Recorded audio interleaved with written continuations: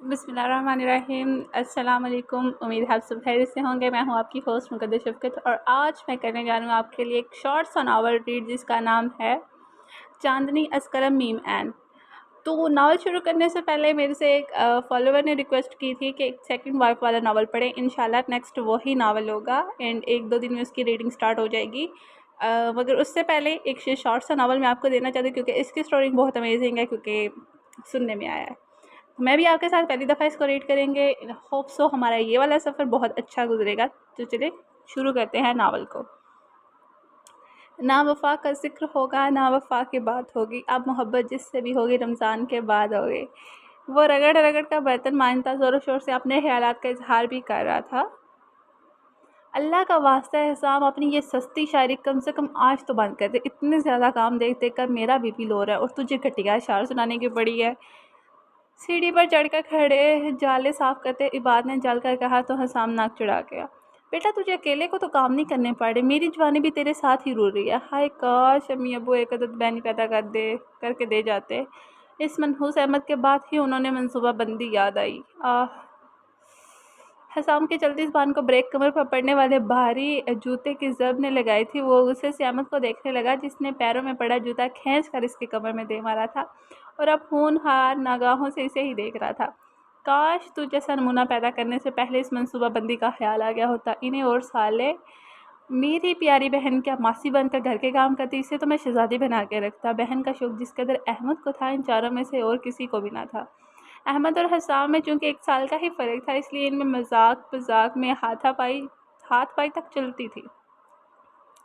तुम दोनों की ज़बानों के आगे खंदक है, ज़ुबानों को लगाम डालकर हाथों में तेज़ी लाओ। आज रमज़ान का चाँद नज़र आ जाए, इसलिए तमाम काम आज ही ख़त्म करने। ये बात की कड़क आवाज़ पर हसाम मुँह बनाता वापस सिंक में पड़े बर्तनों के ढेर की तरफ मुतवज्जा हुआ। शामी कबाब कब बनेंगे भैया? पता है ना सहरी में सालन नहीं खाया जाता, सिर्फ शामी कबाब के साथ ही रोटी खाई जाती है। अब तक शामी कबाब ना बने थे, ये सोच सोच कर ही सदा के बुक्कड़ अहमद को होल उठ रहे थे। साकब भैया की यूनिवर्सिटी में फेयरवेल पार्टी की वजह से ताख़ीर होगी। शामी कबाब बस इनके हाथ के ही खाने के लायक होते हैं। भैया ने बोला था कि रात को वापसी पर आकर बना लेंगे। सामान मैं सारा लाकर रख चुका हूँ। बात की बात पर अहमद ने शुक्र का सांस भरते अपना काम जारी किया। ये थी जमाल फैमिली। जमाल अहमद मरहूम के चारों साहबजादे। सबसे बड़ा साकब जमाल जो पंजाब यूनिवर्सिटी में केमिस्ट्री का प्रोफेसर था। इससे छोटा इबाद जमाल जो एक मल्टीनेशनल कंपनी में जॉब करता था। इबाद से छोटा हसाम जमाल जो यूनिवर्सिटी के दूसरे साल में था, जबकि सबसे छोटा हैदर जमाल यूनिवर्सिटी के पहले साल में। माँ बाप की वफ़ात के बाद वो चारों ही एक दूसरे के कुल कायनात थे। ये शक्ल से मासूम दिखने वाली एक बदकार लड़की है जिसने अपने ही उस्ताद को अपनी चाल में फंसाकर मुँह काला किया है। यूनिवर्सिटी के बड़े से लॉन में स्टूडेंट्स के हजूम के वसत में खड़ी वो लाल लिबास वाली लड़की साकत खड़ी अपनी जान अजीज़ दोस्त को ये जहर उगलते देख रही थी। मैम मैं ऐसी नहीं हुई, मेरा यकीन करें आप सब। वो कामती आवाज़ में अपनी सफाई देने की कोशिश करने लगी, पर इसकी बात के जवाब में वहाँ मौजूद लोगों ने गहरी नज़र से सर पैर देखा तो वो ज़मीन में गड़ सी गई। सुर्ख होंठों की लाली बिखरी हुई थी, काजल फैला हुआ था, सुर्ख लिबास कंधों से फटा हुआ था, पर इसे इतना होश भी ना था कि अपने वजूद को छुपा पाती। दुपट्टा जाने कहाँ गिर चुका था। आपके पास अपनी बेगुनाही का क्या सबूत है? डैन की बात पर इसने किसी उम्मीद के तहत अपने से चंद कदम की दूरी पर खड़े इस मर्द को देखा जो सर हाथों में थामे खड़ा अपने होश बहाल करने की कोशिश कर रहा था। इसकी हालत देखते अरा की आंखों में चलती आखिरी उम्मीद की शमा भी बुझ गई। इसकी खामोशी इसका जवाब बता चुकी थी। सर मैं अंदर से अपना बैग लेने जा रही थी जब प्रोफेसर ने मुझे कहा कि दिल आरा को रूम नंबर 5 में भेजूं। इन्हें इससे कोई ज़रूरी बात करनी है। सानिया की बात ने आखिरी कील ठोंक दिया था। जब सबूत सामने थे तो इसकी बात का यकीन कौन करता। ये झूठ है, सब जानते हैं। मैंने आज तक किसी प्रोफेसर या क्लास वालों से अकेले में नहीं मिली, ना किसी से काम के अलावा कोई बात की। वो रोती हुई डैन की तरफ बढ़ी, पर वो हाथ उठाकर इसे रोक गए। आपको अभी और इसी वक्त यूनिवर्सिटी से डिसमिस किया जा रहा है और वार्डन से कहकर इनका सामान बाहर फिंगवाए। ऐसी लड़कियां हॉस्टल में रहने के काबिल नहीं। और प्रोफेसर साकब आप कल मुझसे आकर मिले। डैन इसे कहते वापस मुड़ने लगे जब वो एक झटके से इनकी तरफ आया। ये इल्ज़ाम बेबुनियाद है। ना मैंने इन्हें भुलवाया, ना मैंने इन्हें वहाँ बुलाया, ना ही ये वहाँ अपनी मर्ज़ी से आई। ये सब एक सोची समझी चाल के तहत किया है किसी ने। आप एक लड़की पर यूँ सरे बाजार बुहतान नहीं बांध सकते। मैं बहुत जल्द सबूत के साथ ये बात वाज़िया कर दूँगा, मगर ये कहीं नहीं जाएंगी क्योंकि ये बेगुनाह हैं।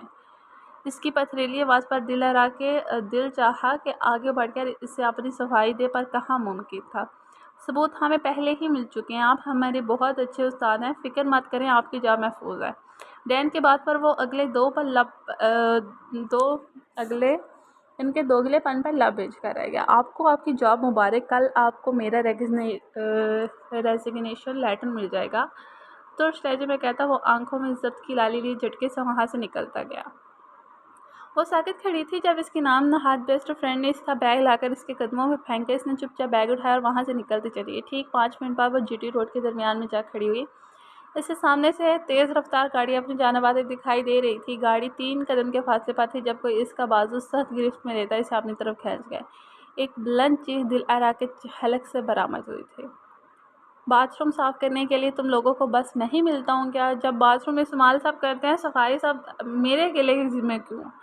हसाम हार्पिक की बोतल हाथ में थामे हाथ ऊंचा और नचा कर बोलता। बाकी दोनों को कहका लगाने पर हंसने पर मजबूर कर गया, क्योंकि बेटा बाथरूम में सबसे ज़्यादा वक्त तो ही लगाता है। ये बात हकीकत पसंद इबाद साहब ने की थी, और ये सितम ये कि वो इबाद को जवाब भी नहीं दे सकता, क्योंकि वो इससे बड़ा जो ठहरा। और खुदा गवाह है, इससे अच्छे बाथरूम हम चारों में से और कोई भी नहीं साफ़ करता। यहाँ हमजा की ज़ुबान खुली और वहाँ हसाम ने पैरों से जूता उठाकर इसकी तरफ फेंका, जो कि ऐन निशाने पर जा लगा। अहमद नाम तब्दील करके हमजा रख दिया है। मैम ठीक है। ओ माय कसम से यार, हसाम का निशाना भी माओ की हवाई चप्पल की तरह कभी नहीं छूटता, जितनी मर्जी दूरी से आए पर लगता है निशाने पर। हमजा अपनी कमर मस्ता बुरे बुरे मुंह बना रहा था। तुझे तो शुक्र करना चाहिए बेटा कि अल्लाह ने तुझे ऐसा भाई दिया जो तुझे माँ की कमी महसूस नहीं होने देता। हसाम कहता बाथरूम की तरफ बढ़ने लगा जब इसे बाहर से साकिब की आवाज़ सुनाई दी। इन चारों भाइयों की आदत थी कि वो घर दाखिल होते ही बुलंद आवाज़ में सलाम किया करते थे। शुक्र भैया आ गए, मेरे शामी कबाब तो बन जाएंगे ना वक्त पर। हमजा की तुझको भरी आवाज़ पर इबाद नफी में सर हिला गया, जबकि हसाम इसे हाथ की 5 उंगलियां फैलाकर लानत का इशारा कर गया। अगले ही पल साकिब जमाल का वजूद लाउंज के दरवाजे के फ्रेम में उभरा और इन तीनों को साकिब कर गया। वो तीनों जहाँ कहीं थे वहीं ठहर गए। अब्बास जो सोफ़ा सेट कर रहा था वहीं रुक गया। हमजा जो बोतल को मुंह लगाकर पानी पी रहा था, बोतल इसके होंठों पर ही जमी रह गई, जबकि हाथ में हार्पिक की बोतल पकड़े खड़ा हसाम दिखते फाड़े सूरते हाल समझने की कोशिश कर रहा था। इन सब के यूं चौंक कर बुत बन जाने की वजह साकिब नहीं बल्कि इसके पीछे खड़ी लाल लिबास वाली लड़की थी। साकिब जमाल के चेहरे पर साथ सजे थे, जबकि वो हसीन सी लड़की लाल लिबास पर साकिब का सफ़ेद कोट पहने खड़ी थी। इसका चेहरा हर किस्म के तासर से पाक था, जबकि इसकी हालत ज़ात चीख चीख कर इसके साथ कुछ बुरा होने की निशानदेही कर रही थी। उलझे बिखरे बाल और सुर्ख आंखें मेरे साथ आएँ, इसे अपने साथ आने का कहते हुए इसे अपने साथ लिया अपने कमरे की तरफ बढ़ गया, जबकि पीछे वो तीनों बेयकीनी से एक दूसरे को देखने लगे। आया इनकी आंखों ने जो देखा, क्या वो हकीकत है या कोई ख्वाब? ये मेरी गुनाहगार आंखें क्या क्या देखने लग गई हैं। हमजा को शौक भरी आवाज़ पर हसाम, जो कि इसे करारा सा जवाब देने वाला था, साकिब को वापस आता देखकर खामोश रह गया। ड्राइंग रूम में आओ तुम तीनों। वो बगैर रुके इनके करीब से गुजरता और ड्राइंग रूम की तरफ बैठ गया, तो वो तीनों भी इसके हुक्म की तामील करते इसकी पैरवी में चल दिए। बैठो। इसकी आवाज़ पर वो तीनों इसके सामने बैठ गए। क्या तुम लोगों को मुझ पर यकीन है कि मैं कोई अखलाक से गिरी हुई हरकत नहीं कर सकता? वो मुस्तनसर हवा तो इसके लहजे और अल्फाज में मौजूद बेयकीनी इन तीनों को बर्ची ही मानने लगी। हमें अपने बाप जैसे भाई पर इतना ही गहरा यकीन है जितना खुदा की यकताई पर। मजबूत लहजे में ये चंद अल्फाज अदा करने वाले सबसे छोटा हमजा था, जबकि इबाद और हसाम के चेहरे के तासरात भी ऐसे ही कह रहे थे। साकिब इस गहरी सांस भरता अल्फाज तोलने लगा। ये दिलहरा है, मेरी एक स्टूडेंट। बचपन में ये यतीम खाने में ही आँख खोली और बालिग होने के बाद हॉस्टल में शिफ्ट हो गई। हमारी यूनिवर्सिटी के पास ही एक स्कूल में पार्ट टाइम जॉब करती हैं। बोले हम महाबार को सांस लेने के लिए रुका। आज फेयरवेल था। दिल आरा ने शायद किसी स्किट में हिस्सा लिया था। मैं इबाद की कॉल सुनने के लिए बाहर गया था। वापसी पर मुझे दिलारा की दोस्त मिली। इसने मुझे कहा कि दिलारा एक कमरे में बंद हो गया, दरवाज़ा नहीं खुल रहा और इस काम के लिए मैं इनकी मदद करूं, तब तक वो किसी और को भी बुला कर लाती हैं। मैं जब इसके बताए कमरे में बाहर पहुंचा तो मुझे दिलारा के चीखने की आवाज़ सुनाई दी। मैंने तेज़ी से दरवाज़ा खोला तो वो पहले से ही अनलॉक था। कोई लड़का इसके साथ ज़बरदस्ती करने की कोशिश कर रहा था। लड़के को पीछे करता मैं जब तक कि दिलारा को उठाता, वो लड़का वहाँ से बाहर निकलकर तेज़ी से दरवाज़ा बंद कर गया। और चंद लम्हों के बाद पूरी ही यूनिवर्सिटी वहाँ जमा थी। बोलते बोलते वही लम्हात फिर से याद करते इसका चेहरा सुर्ख पड़ गया। वो तीनों भाई दामसादे इसे सुन रहे थे। हम दोनों पर बदकारी का इल्ज़ाम लगाकर दिलअरा को यूनिवर्सिटी के साथ साथ हॉस्टल से भी निकाल दिया। मैं गुस्से में जॉब छोड़ता वहाँ से निकल आया। मेरी बाइक स्टार्ट नहीं हो रही थी, तभी मेरी नज़र दिलअरा पर पड़ी, जो चलती सड़क के बीचों बीच जा खड़ी हुई थी। बहुत मुश्किल से इसे बरवक्त बचा पाया। वो इस वक्त अपने हवासों में ही नहीं थी और ना ही इसके पास कोई और ठिकाना था, तो मैं इसे घर ले आया, क्योंकि वो लड़की ज़ात है और लड़की भी ऐसी जिसे मेरे नाम के साथ बदनाम किया गया। मैं इसे मानो के माशरे में इसे कहाँ अकेला छोड़ आता? क्या मैंने सही किया? इसके पूछने पर तीनों ने इसे जवाब दिए बगैर इसकी तरफ लिपटते इसे चिपक गए। आप कभी कुछ गलत कर ही नहीं सकते, हमें आप पर फख्र है। ये बात की बात पर वो तीनों इसका खुद में पीछ गया। मेरे शामी कबाब इस खामोशी को हमजा की मीन बनाती आवाज़ से थोड़ा सा भूलते वो सब एकदम कहका लगा उठे। चलो मेरे शेर, मैं बस फ्रेश हो जाऊँ फिर काम पर लगता हूँ। इससे अलग होकर हमजा के बाल बिगाड़ते वो फ्रेश होने की नींद से बात के कमरे की तरफ भाग गया, क्योंकि इसके कमरे पर तो फिलहाल दिलआरा का कब्जा था। हाय, हम मासूम हीरोओं को अपने कमरे की कुर्बानी देनी पड़ती है। वो एक मिडिल क्लास फैमिली से ताल्लुक़ रखते थे। घर में कुल 3 कमरे थे, जिनमें से एक साकिब के ज़ेर इस्तेमाल था, दूसरा इबाद की, जबकि ड्राइंग रूम में हसाम और हमजा चारपाइयाँ डालकर सोते थे। छोटे से लाउंज में सोफ़ा रखकर और कालीन बिछाकर इसे सिटिंग रूम की शक्ल दी गई थी। साथ ही किचन था, जो अगर बहुत बड़ा ना था तो बहुत छोटा भी ना था। किचन में ही एक तरफ दरमियाने साइज़ की फ्रिज थी और साथ 4 कुर्सियाँ और एक छोटा मेज़ रखा गया था। वो ज़्यादातर यहाँ किचन में बैठकर ही खाना खा लिया करते थे। लाउंज से निकलकर छोटा सा गैराज था, जहाँ एक तरफ पौधों से सजे गमले रखे गए थे और एक तरफ 3 मोटरसाइकिलें खड़ी थी। एक साकिब के ज़ेर इस्तेमाल थी, दूसरी बात की, जबकि तीसरी हिसाम और हमजा इस्तेमाल करते थे। ये छोटा सा घर ही जमाल ब्रदर्स की जन्नत था, जहाँ वो बहुत मोहब्बत और इत्तेफाक से रहते थे। अगले आधे घंटे में साकिब फ्रेश होने के बाद किचन में खड़ा सिलबट्टे में शामी कबाब का मेज़ा पीस रहा था, जबकि बाकी तीनों भी अपने अपने कामों से फारिग होते अब किचन में खड़े सौदा सल्फ डब्बों में डाल रहे थे। भैया, हर दफ़ा मैं ही सहरी के वक्त दही लाता हूँ, इस दफ़ा इस हिसाम को बोले। हमजा साकिब से सिफारिश करता बोला तो इसकी फरमाइश पर हिसाम ने तंग कर इसे देखा। मोटे, तुझे ज़्यादा ज़रूरत है वाकई, फैलता जा रहा है, इसलिए तो तुझे बेचता हूँ ताकि थोड़ी वॉक करके चर्बी कम हो तेरी। हसाम इसकी थोड़ी सी भरी जिसामत पर तंज करता बोला तो हमजा ने शिकायती नज़रों से साकिब की तरफ देखा। हसाम, मत तंग करो मेरे शेर को। हमजा, तुम आज जाना, मैं ले आया करूँगा दही खुद ही, क्योंकि गली की नुक्कड़ में तक ही तो जाना होता है।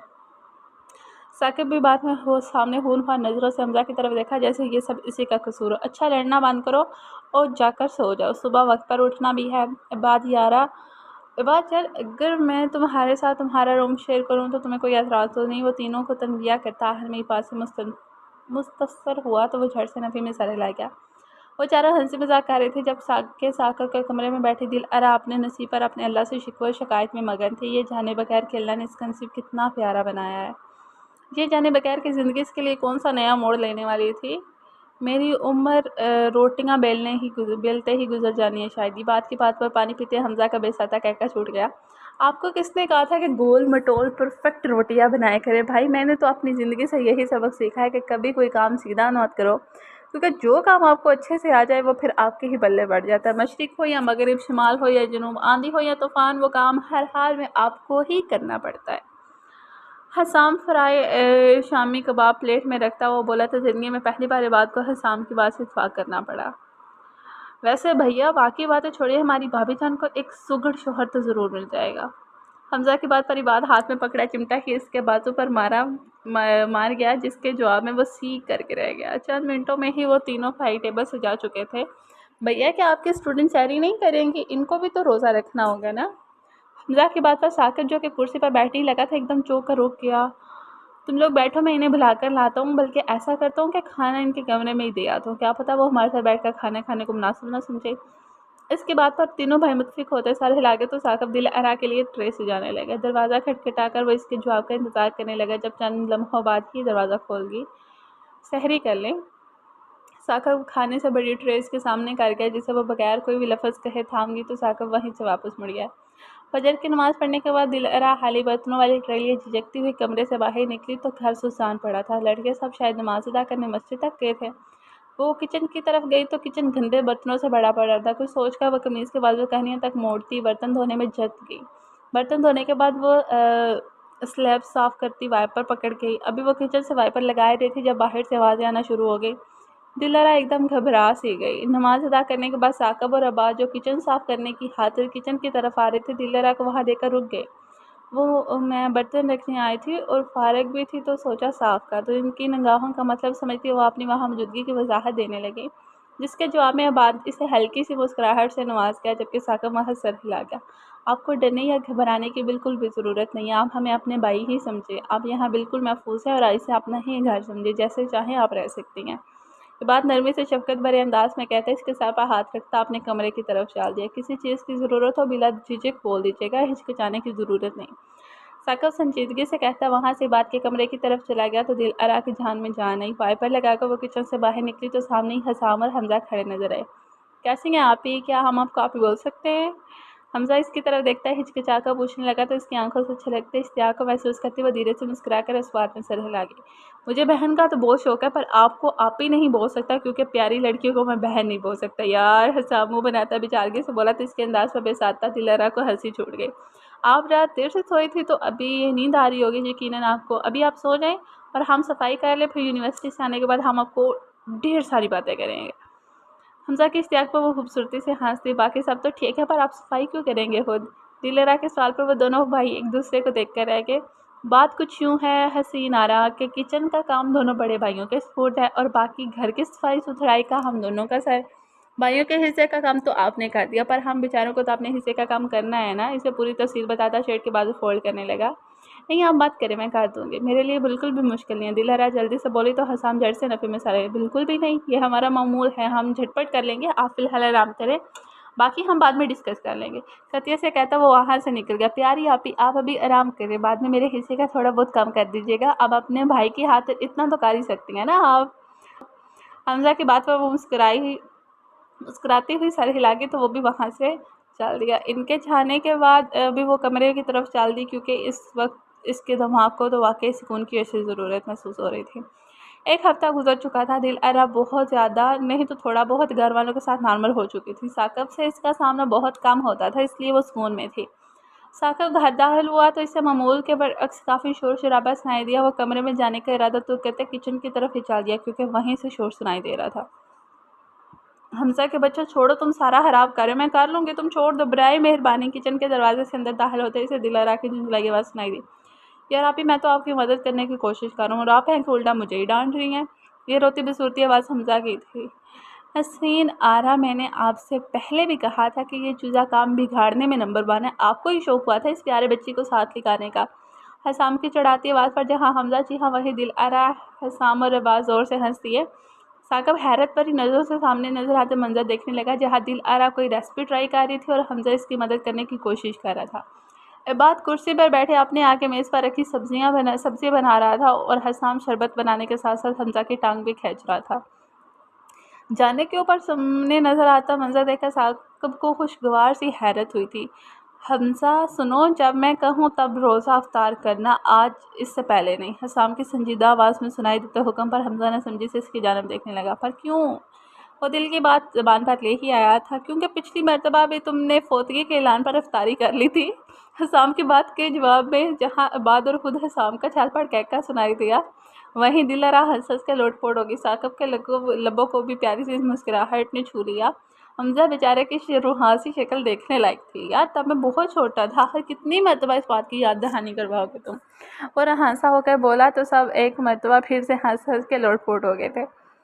खैर आज इतना रगड़ रगड़ कर शक्ल क्यों चमकाया जा रहा है? तुम्हारे रिश्ते देखने वाले आ रहे हैं क्या? हसाम शीशे के आगे खड़ा हमजा को जोरों शोर से मुंह धोते देखकर फौरन बोला तो जामे हमजा कह रही सांस खर्च करके रहेगा। क्या बताऊँ मेरे भाई, मुझसे मेरे दुख दर्द की वजह पूछकर मुझे आंसू बहाने पर मजबूर मत करो। हमजा की दुख भरी आवाज़ पर हसाम से ऊपर से नीचे तक देखने लगा, फिर समझता हुआ साथ लगे। ठीक है, नहीं पूछता, जैसे तुम्हारी मर्जी। हसाम कंधे उचका कर बोलता वहाँ से जाने लगा तो इसकी बात पर हमजा के चेहरे के जाविये बिगड़े। बगैरत इंसान झूठे मुँह ही पूछ लेता, मैं तो बस मिसाल दे रहा था। अच्छा ये छोड़ो और मेरा दुख सुन। वो हसाम को कोसता हर में खुद ही अपने दुख सुनाने लगा क्योंकि इसे अपने से साल बड़े भाई से पूरी उम्मीद थी कि इसका काम बैठे बगैर ही वहाँ से 9-2-11 हो जाएगा। बक भी दे अब। हसाम इसके कंधे पर 2 हथड़े मारता बोला तो हमजा करा कर रह गया। एक तो सबका बस सिर्फ घर की छोटी औलाद पर ही चलता है। आज मैं क्लास ख़त्म होने के बाद क्लास से निकल रहा था जब आमना ने मुझे पीछे से आवाज़ देकर रोक दिया।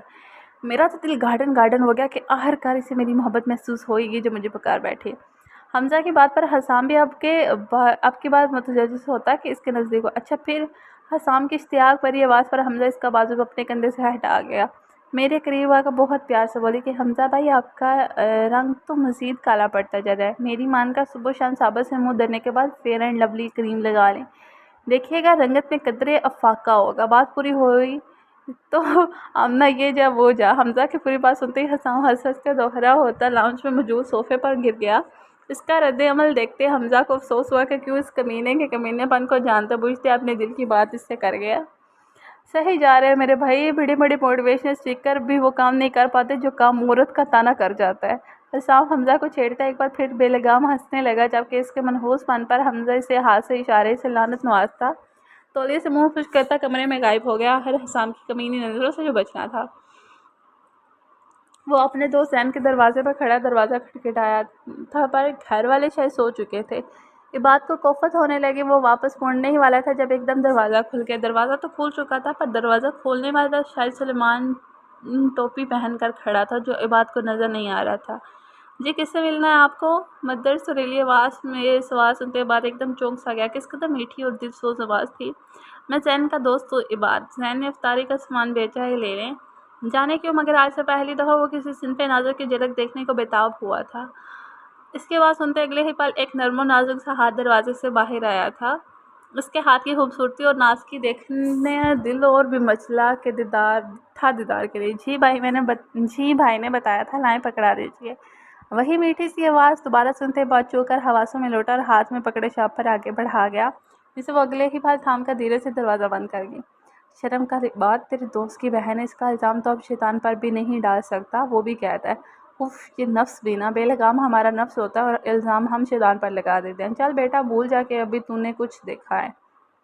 उससे कहता वो दूसरी गली में मौजूद अपने घर की तरफ चल दिया। आप ही ये क्या बना रही हैं आप? हमज़ा के सवाल पर दिलारा मुस्कुराती हुई इसकी तरफ मुतवज्जो हुई। वो दोनों इस वक्त किचन में खड़े इफ्तारी की तैयारी कर रहे थे। हसाम दही लेने गया, दुकान तक गया था और बाद अपने दोस्त की तरफ गया था, जबकि साकिब इफ्तारी से 4 मिनट पहले ही घर आता था। सूप बना रही हूँ, वो मुस्कुराकर बताती वापस चूल्हे की तरफ मुतवज्जो हुई। इतनी गर्मी में सूप क्यों? कौन क्यों पियेंगे हम? हमज़ा चंबे से पूछने लगा।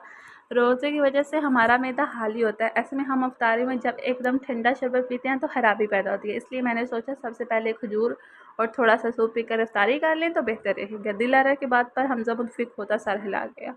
अफ्तारी के बाद लड़के नमाज़ पढ़ने मस्जिद में चले गए, जबकि दिलारा भी नमाज़ पढ़ के किचन साफ़ करने लगी। कुछ देर बाद वो सब लाउंज में बैठे चाय पी रहे थे। मान ले फिर हसाम से अच्छी चाय कोई नहीं बना सकता इस घर में। हसाम की चाय की चुस्की बरता फर्जी कॉलर उचका कर बोला तो ना चाहते हुए भी सबको मानना ही पड़ा, क्योंकि घर में सबसे अच्छी चाय हसाम ही बनाता था, इसलिए शाम की चाय की जिम्मेदारी इसकी थी। बात तो सच है, मगर बात है रुसवाई की। हमसा गहरी आह भरता बोला तो दिल अरा की हंसी निकल गई। इसके यूँ एकदम हंसने पर बेसाता ही साकिब की नज़रें इस पर उठी थी, पर अगले ही पल अपनी बेसाख्तगी को कोसता नज़रें फेर गया। इन भेड़ंगों को छोड़े भैया, मुझे ज़रूरी बात करनी है आपसे। बात संजीदगी से बोला तो साकिब चाय का आखिरी घुट भरता हाली कप मेज़ पर रखती बात की तरफ मुतवज्जो हुआ। मैं सोच रहा था घर में इफ्तारी रख लेते हैं, आस पड़ोस के लोग हो जाएंगे। क्या ख्याल है? बात की बात पर बाकी सब भी संजीदा होकर दे बैठ के। ख्याल तो अच्छा है बहुत। ईशा की नमाज के बाद बैठकर हिसाब लगा लेते हैं कि कितना खर्चा आएगा और सब कैसे मैनेज करना है। साकिब संजीदगी से बोला तो बात सर हिला गया। भैया, मैंने और हमज़ा ने भी इसी मकसद के लिए कुछ पैसे जमा किए हैं, हम भी हिस्सा डालेंगे। हसाम की बात पर हमज़ा सर हिला गया, जबकि साकिब और इबाद इन दोनों की जानब देखने लगे। हसाम, मैं और इबाद मैनेज कर लेंगे इंशाल्लाह, तुम दोनों को फ़िक्र करने की ज़रूरत नहीं है। तुम लोगों की पॉकेट मनी मिलती है बस, और वो इतनी जिसमें गुजारा हो सके, बस इसलिए इन चक्करों में मत पड़ो। साकिब की बात पर हमज़ा उठकर इसके साथ बैठ गया। प्लीज़ भैया, हमने बहुत खुशी और शौक़ से इस मकसद की खातिर पैसे जमा किए हैं। हमें बहुत ज़्यादा खुशी होगी अगर हम भी इस कार्य खैर में हिस्सा डाल सकें। साकिब मुस्कुराता हुआ हमज़ा के बाल पे काट गया। मेरी जान, जो कुछ मेरा है वो तुम सबका ही तो है, लेकिन तुम दोनों की खुशी की खातिर ऐसे ही कर लेंगे जैसे तुम लोग चाहो। अब खुश? वो नरमी से कहता। हमज़ा के बाद हसाम पर नज़र डालता मुस्तफसर हुआ तो दोनों खुशी से सर हिला गए। चलो अब नमाज का वक्त हो गया, मस्जिद के लिए निकल रहे हैं। दिल आरा, दरवाज़ा बंद कर लें आकर आप। साकिब के बाद तीनों भाइयों इसकी तकलीद में वहाँ से निकले तो दिल आरा भी दरवाज़ा बंद करने की खातिर इनके पीछे चली। वो बहुत पुरसकून थी, ये जाने बगैर कि आने वाले 4 दिनों में इसकी ज़िंदगी पूरी तरह बदलने वाली है। क्या मेरी आंखें ख़राब हो गई हैं या सामने नज़र आने वाला मंजर झूठ है? हमज़ा की सदमाती आवाज़ पर डस्टिंग करती दिलारा मुड़कर इसकी आवाज़ की सिमत देखने लगी, फिर अगले पल हंस दी। हसाम जो बहुत शौक से नई टोपी पहनकर कमरे से बाहर निकला था, इसके अंदाज पर पूरी सी शक्ल बना गया। सारा साल दूसरों की टोपी करवाने वाले में खुद टोपी पहन लेते हैं, वाह मौला तेरी शान है। बाद पीछे से हसाम के कंधे पर हाथ रखता बोला तो महफिल एकदम ज़ाफ़रान बन गई। बस यही हमारी पाकिस्तानी अवाम का हाल है, ज़रा सा कोई अच्छा काम शुरू कर दे इस बेचारी को इतना जलील कर देते हैं कि वो सोचने पर मजबूर हो जाते हैं कि भाई मैं तो बुरा ही अच्छा था, अच्छाई का काम शुरू करके शायद जुर्म कर दिया मैंने। इसकी बात पर वो तीनों हंस के लोटपोट हो गए। भाई एक बात तो माननी ही पड़ेगी। ये बात की बात पर तीनों सवालिया नज़रों से इसे देखने लगे। हसाम है तो पूरा हच्चर, पर कभी कभी बात सच्ची कर जाता है। ये बात की बात पर हसाम का मुँह रोने वाला बन गया। उसके लिए भाई अब आप मज़ीद तंग मत करें हसाम भाई को, ये तो मेरे सबसे अच्छे भाई हैं। दिलेराई से बचकाती बोली तो बजाय खुश होने के हसाम का मुँह ऐसे बन गया जैसे कड़वा बादाम चुबा लिया हुआ। हसीन आ रहा कितनी दफ़ा समझाना पड़ेगा कि मैं खूबसूरत लड़कियों का भाई नहीं बनता। वो सर पीटता बोला तो पास खड़े है सामने रख कर इसके गर्दन पर एक थप्पड़ मारा। थप्पड़ की वजह से इसके सर पर टोपी नीचे गिरने लगी, जिससे वो जल्दी से थाम कर पीछे मुड़ता नाराज़गी भरी निगाहों से बात को देखने लगा। मानता हूँ कि इस घर में मेरी कोई कदर नहीं, पर कम से कम मेरे सर पर पहनी गई इस नई निकोर टोपी की ही इज्जत कर ले। इसकी बात पर हमजा और दिल अरा हाथ पर कर हंस दिया। अगर आप लोगों का हो गया हो तो क्या इस नचीज़ को मुदाखलत की इजाज़त है? कब से लाउंज के दरवाजे पर खड़ा साकब संजीदगी से बोला तो वो चारों एकदम अच्छे बच्चे बनकर खड़े हो गए। हसाम तुम्हें मैंने नाई का पता करने का बोला था, इससे सब समझा दिया कि कल क्या और किस मिकदार में बनना है।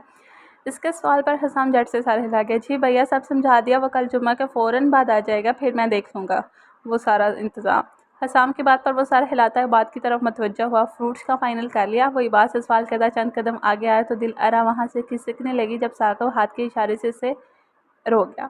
वो वहीं खड़ी रह गई। जी मैंने बात कर लिया रफ़ीक चचा से, वो पैकेट्स बनाकर अफ्तारी से पहले पहुंचा देंगे और शरबत हम घर में तैयार कर लेंगे। दिलरा बहुत अच्छा मिंट मार्गरीटा बनाती हैं, इसलिए ये काम इनके सपुर्द है। बात की बात पर वह गहरी नज़र सामने खड़े घबराई सी दिलरा पर डाल गया।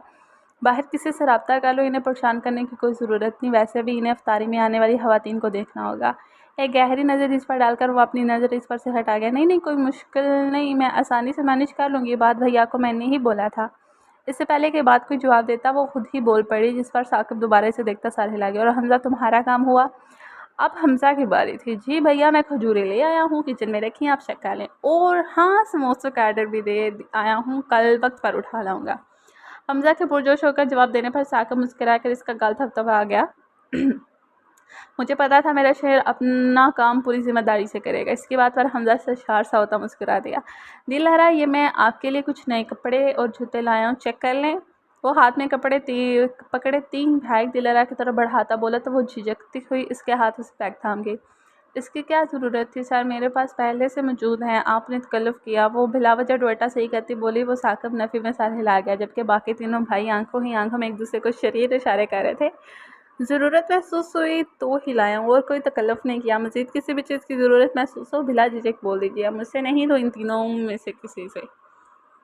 इसके बाद वो महज सर हिलाती अगले ही पल वहाँ से 9-2-11 हो गई। इसके जाने के बाद साकिब इन तीनों की तरफ तुझा बात आओ जो तुम सुनो, मुझे सब नज़र आ रहा है। इसकी तनबिया पर बात तो अगले ही पल वहाँ से खिसक गया कि हसाम और हमज़ा खिसियाने होकर हंसती है। साकिब नफ़ी में सर हिलाता कमरे की तरफ बढ़ गया क्योंकि ईशा का वक्त हो रहा था। वो किचन में खड़ी सामान सेट कर रही थी जब बाहर शोर सुनाई दिया। सब काम वही छोड़ती वो बाहर की तरफ चली। क्या हुआ, शोर क्यों मचा रहे हो? वो बाथरूम के दरवाजे के बाहर खड़ी लाल पीले होते हमज़ा को देखकर ना समझी से पूछने लगी। अभी मुझे नहाना था। यह शाम कब से लेटा मरा गेम खेल रहा था, इससे मैंने कहा भी था नहा लो, बाद में मुझे भी नहाना है, तब ये नहीं उठा। और अब जब मैं नहाने लगा हूँ तो ये बाथरूम में नहाने तूफान हो गया है। हमज़ा बेचारे रोने वाला हो चुका था। मेरी जान तुम मत खपो, अब तुम्हारे चीखने से वो बाहर थोड़ी आ जाएगा, नहाने से पहले आप। वो प्यार से हमज़ा को समझाते बोली तो वह एक आखिरी मर्तबा दरवाजे को ज़ोरदार थप्पड़ मारता वहाँ से हट के कमरे की तरफ बढ़ गया। मोटे अगर दरवाज़ा टूट गया तो अपनी जेब से सही करवा रहेगा क्या? बाथरूम में मौजूद हसाम की आवाज़ सुनती दिल आरा नफ़ी में सर हिला गई। इनका वाकई कुछ नहीं हो सकता था। थोड़ी देर बाद हसाम निकल कर कमरे में बंद हुआ तो वो हमज़ा को आवाज़ देने लगी, क्या कर नहा ले, हसीन आ रहा है, ये शलवार में नाड़े तो डाल दो जल्दी से। हसाम ने कमरे से आवाज़ लगाई तो दिलारा इसकी तरफ चल दी, जो बाजू दरवाजे के बाहर निकाल कर खड़ा था, जिसमें शलवार पकड़ी थी। वो नाड़ा डालकर शलवार हसाम को पकड़ा कर अभी हटी थी जब किचन से हमजा के चीखने की आवाज़ सुनाई दी। वो तेज़ी से किचन की तरफ बढ़ी, जहाँ हमजा अपने बाल मुट्ठी में जकड़े खड़े थे। क्या हुआ हमजा? इसके सवाल पर हमजा को समझ न आई कि क्या जवाब दे। अब इस हबीस के काम देखे हैं आपने?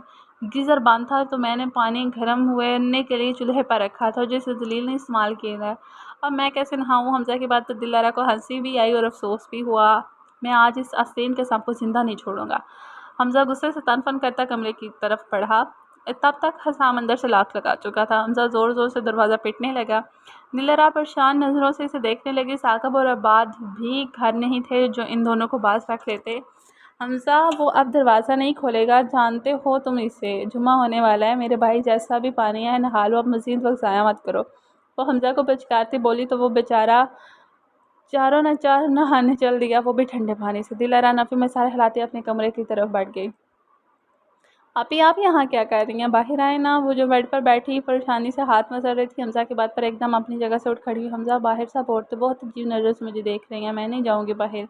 इसके रूहानी अंदाज पर हमजा ने इसे देखा, जब बिल्कुल बच्चों की तरह परेशान सी थी। अपने भाइयों के होते हुए आपको कैसी परेशानी? चलिए शाबाश, बाहर आए। वो बगैर इसकी एक भी बात सुने इसका हाथ पकड़ते इसे अपने साथ कमरे से बाहर लाउंज में ले आए, जहाँ औरतों के लिए एहतमाम किया गया था। कुछ औरतों ने बहुत चुभती नज़रों से हमजा के हाथ में दबा दिलारा का हाथ देखा था। ये लड़की कौन है? मोहल्ले की सब बच्चियों से वाकिफ़ हूँ मैं, पर यह लड़की पहली मर्तबा देखी है।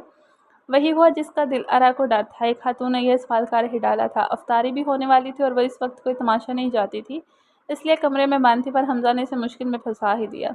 हाँ नहीं बहन, मैं भी यही पूछ रही थी सबसे, पर किसी को इल्म नहीं। जिस तरह इस घर के लड़के के हाथों में हाथ डाले दीदा दिलेरी से खड़ी है, कोई गहरा रिश्ता लगता है। एक और औरत की बात पर आपकी दफ़ा दिलारा का रंग सफ़ेद पड़ा और वो तेज़ी से हमजा का हाथ अपने हाथ से निकाल गई थी। हाँ, अमजद भी बता रहा था कि लड़कों ने एक लड़की रखी हुई है घर पर। एक और तीर चला था जो सीधा दिलारा के सीने में पेवस्त हुआ था। ये किस किस्म की घटिया बातें कर रहे हैं आप लोग? आपको शर्म नहीं आती किसी मासूम के मतलब ऐसी बातें करते हुए? आप भी बेटियों वाली हैं, सब खुदा का खौफ खाएं कुछ। हमजा इन सब की बकवास सुनता एकदम बफर गया। ओ भाई, मासूम और शरीफ लड़कियां यूँ चार चार लड़कों के दरमियान नहीं रहती, और ऐसी लड़की को हमारी मासूम बेटियों से मत मिलाओ। शोर एकदम बढ़ा तो साकिब, आबाद और हसाम जो ड्राइंग रूम में मद्दों के पास थे, वो भी जल्दी में लाउंज में आ गए और महसन एक पल लगा था इन्हें मौजूदा सूरत हाल समझने में। हाँ सही कह रही हो बहन, ये कौन सा शराफत है कि अकेली खूबसूरत और जवान लड़की तनहा चार गैर मर्दों के दरमियान रह रही हो। और अल्लाह जाने कितनी दफ़ा मुंह काला वो औरत अभी बोल ही रही थी कि हमजा हसाम एक साथ दहाड़े से खामोश करवा गए। किसी पर बुहतान बांधने से पहले इंसान को अपने गिरबान में झांक कर देख लेना चाहिए। मैं चाहूँ तो आपको में से हर एक के घर का पर्दा खोल सकता हूँ, पर इतना बेगैरत और बेसमीर नहीं। बोलते बोलते हमजा का सांस फूल गया। और जिस लड़की पर इल्ज़ाम लगा रही हैं आप जानते भी हैं कौन है? ये साकिब भैया की होने वाली बीवी और हम तीनों की बहन है। हसाम की बात पर मोहल्ले वालों को तो क्या, खुद घर वालों का मुंह खुल गया। साकिब दिलारा साकिब को और इबाद और हमजा मुँह खले हसाम को देख रहे थे, पर अगले ही पल वो सब अपने तासरात दुरुस्त रहते। महज दिलारा थी जो हुक्मनी सब देख रही थी। अगर ये साकिब की मांग है तो तुम लोगों के घर क्या कर रही है? इसके माँ बाप और बाकी घर वाले कहाँ हैं? लोगों की तसल्ली कहाँ होनी थी भला? बाबी के माँ बाप इंतकाल कर गए हैं और ये अकेली थी तो हमने इन्हें यहाँ ले आए। वैसे भी इस इतवार को निकाह है, फिक्र मत करें, आप लोगों को ज़रूर भुलाया जाएगा। मज़ीद कुछ सुना बाकी है? वो एक के बाद एक दिमाग तक का करता सुकून से सीने पर हाथ बांधे सालिया नजरों सब पर दौड़ा गया। अपने सवाल के जवाब में महज इससे खामोशी ही मिली। तान होने में सिर्फ 2 मिनट बाकी हैं, बैठ जाएं आप सब और तुम तीनों मेरे साथ आओ। साकिब संजीदगी से बोलता इन्हें अपने साथ आने का कहता ड्राइंग रूम की तरफ बढ़ गया। वो वहीं खड़ी थी जब हिजाब किए एक लड़की इसके पास आई। अस्सलाम वालेकुम, मैं चांदनी हूँ, इबाद भाई की दोस्त की बहन। उन्होंने मुझे आपके पास भेजा है, क्या हम कमरे में जा सकते हैं? इस लड़की की नरम खूबसूरत आवाज़ पर वो बेसाख्ता सर हिलाती अपने साथ लिए कमरे की तरफ बढ़ गई। ये क्या था? ये सब क्या था हसाम? साकिब की ज़रूरत से ज़ायद संजीदा आवाज़ पर हसाम ने थूक निकलते बाकी दोनों की तरफ देखा, पर यूँ हो गया जैसे वहाँ वजूद ही ना हो। भैया वो दरअसल, इससे पहले कि वो अपनी बात मुकम्मल करता दिलारा की खौफनाक चीज़ सुनते सभी इसके कमरे की तरफ भाग गए। ये क्या सब क्या था हसाम? सबसे आगे साकिब, इसके पीछे इबाद और इसके पीछे हमजा और हसाम थे। वो कमरे में पहुंचे तो दिलारा बेड पर खड़ी आंखें बंद किए चीखती जा रही थी। क्या हुआ दिलारा? साकिब ने तशवीश से इस्तफार किया तो इसकी आवाज़ सुनते ही वो पट से आंखें खोलती तीर की तेज़ी से बेड से उतरकर साकिब की तरफ भागती इसका बाजू पकड़ेगी, इसके साथ खड़ी हो गई। वो मैं बाथरूम में थी, मैं नहा रही थी, जब वो एकदम बाथरूम में आ गया। वो जिसके भीगे वजूद को अपने करीब तर खड़ा होने पर हफ्की का शिकार था। दिलहरा की बात पर इसका चेहरा बार बार मिसोड़ में कौन था वहाँ। वो दिलहरा की गिरफ्त पर अपना बाजुजात करवाता सत्यवलीय बाथरूम की तरफ बढ़ा, जबकि पीछे वो तीनों भाई उससे हाल समझने की कोशिश कर रहे थे। साका भाई झटके से बाथरूम का दरवाज़ा खोलकर अंदर तो हाली पाई, यहाँ कोई भी नहीं है, बताओ दिलारा कौन था। वो वापस आते दिलारा के करीब खड़ा होता लहू रंग आंखों समेत बोला तो इसके ऐसे तेवर पर तीनों भाइयों के दरमियान नज़रों का तबादला हुआ। वो बाथरूम में ही था, मैं बाहर आई तो मेरे पीछे ही बाहर आ गया, अभी मेरे सामने बैठ के नीचे गया है। वो खौफजदा नज़रों से बैठ के नीचे फर्श को देखती बोली तो सागम ना समझी से इसकी नज़रों की ताकत में देखने लगा। भैया ये हमजा के सच्चे पक्के यार की बात कर रही हैं। हसाम लापरवाही से बोला तो इसके जवाब पर साकिब को झटका लगा, मतलब ये सारा खौफ और चीहो वगैरह महज एक कॉकरोच की वजह से थे। साकिब ने अपने भाइयों पर एक बेबस नज़र डाली जो हंसी छुपाने की जान तोड़ कोशिश कर रहे थे। दिलारा एक छोटा सा कीड़ा आपका क्या बिगाड़ लेता जो आप इसके अंदर खौफ ज़दा हैं। वो तहम्मुल से मुस्तफसर हुआ तो दिलारा शर्मिंदगी से नज़रें झुका गई। घर में कीड़े मार पाउडर नहीं पड़ा क्या। उसने डरते डरते साकिब से नज़रें चुराकर हसाम और हमजा की तरफ देखकर पूछा, नहीं हम काकरोच के इतने नखरे नहीं उठाते, आज पाउडर देंगे तो कल परफ्यूम मांगने लगेगा। ये कहाँ लिखा था कि हसाम सीधा जवाब दे देता। इसके जवाब पर इबाद ने इसकी गर्दन पर रख कर थप्पड़ मारा जिस पर वो बिलबिला कर रह गया। मैं काकरोच के साथ एक कमरे में नहीं रह सकती। वो हंसी होती बोली तो इसकी अजीबोगरीब बात पर हमजा और हसाम की हंसी छूट गई, जबकि बाद में मुस्कुराहट छुपाने की कोशिश करने लगा। साकिब ने एक कड़ी निगाह इन तीनों पर डाली तो वो शरीफ बनकर खड़े हो गए। ओके फिर मुझसे निकाह कर लें ताकि इस काकरोच के बजाय आप मेरे साथ कमरे में रह सके। इसके खिलाफ तक को बात पर जहाँ दिलहरा की आंखें फैल गई थी वहीं तीनों भाई भी मुंह खोले अपने इसने भाई को देखने लगे। जी जी, वो होक पर ही पूछने लगी तो इसके चेहरे के तासरात पर साकिब मुस्कुराहट रोकने की हाथ ला बेच किया। हाँ जी, साफ लफ्ज़ों में पूछता हूँ मोहतरमा, क्या आप मेरे 3 अदर छोटे भाइयों की बड़ी भाभी बनकर मुझे अपना शुक्रिया अदा करने का मौका देंगी। इसके सवाल पर जहाँ तीनों भाई होश में आते सीढ़ी पे जाने लगे थे वहीं दिलारा का चेहरा लाल सुर हो गया था। हसाम आपके कमरे से अभी का काकरोच निकाल देता है और आप सुबह तक सोचकर अपने जवाब से आगाह कर दीजिएगा। फिर मैं उम्मीद करता हूँ कि आप मुझसे जवाब ही देंगे। अपनी बात मुकम्मल करता वो कमरे से निकल गया तो इसके पीछे ही अबाद भी दिलहरा के सर पर मुस्कुराकर हाथ रखता कमरे से निकल गया, जबकि हसाम और हमजा ने दिलहरा को छेड़ कर इसका बुरा हाल कर दिया था। इतना कि वह बेचारी काकरोच की मौजूदगी और इसका खौफ ही भूल गई।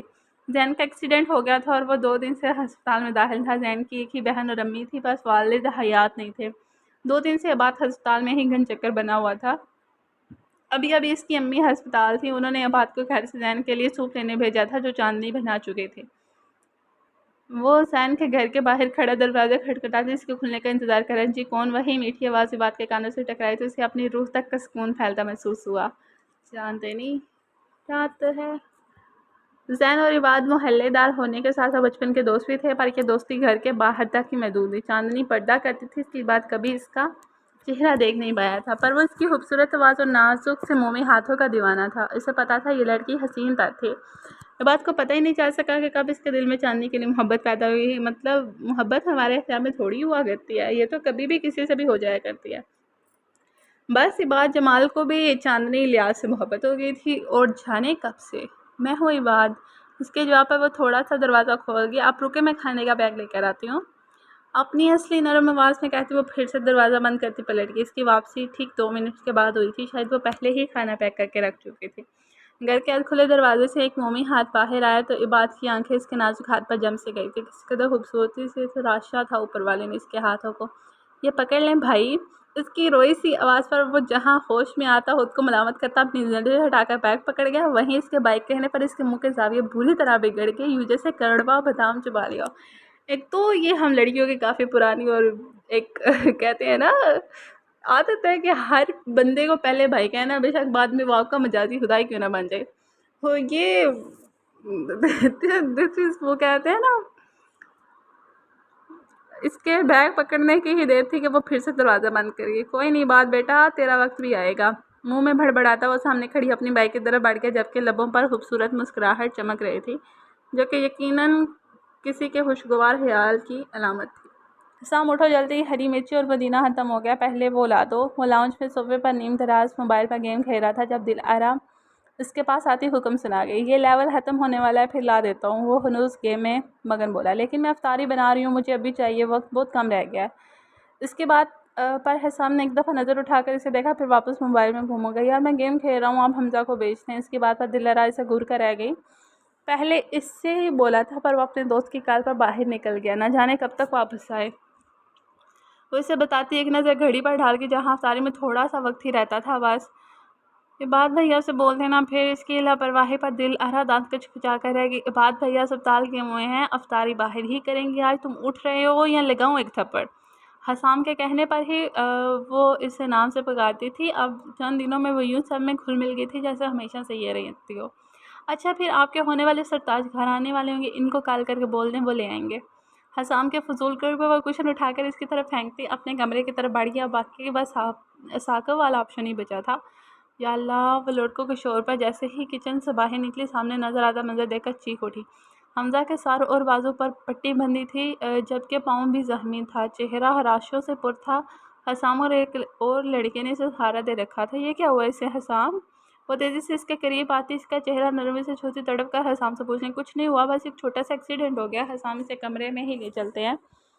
साकब इन दोनों के पीछे ही घर में दाखिल हुआ था और साफ जाहिर था कि इस मामले से लाइल नहीं। दूसरा लड़का घर से बाहर निकल गया तो साकिब और हसामी से सहारा देते कमरे में ले गए। दिलारा भी तेज़ी से इनके पीछे ही गई थी। साकब और हसामी से बेड पर बिठाकर पीछे हटे तो दिलारा हमजा के पास बैठी। बहुत दर्द लगा ना? वो आंखों में आंसू लिए हमजा से पूछने लगी तो वो तीनों भाई इसे देख कर रह गए थे। अब यार आप रो क्यों रही हैं? मैं एकदम ठीक हूँ। ये हल्के फुल्के चोटें आपके भाई का क्या बिगाड़ देंगी? मैं यहाँ हंस रहा हूँ और आप रो रही हैं। वो तकलीफ में था, पर इसे पुरसुकून करने के लिए हंस कर बोल दिया तो दिलारा इसे घूर कर रह गई।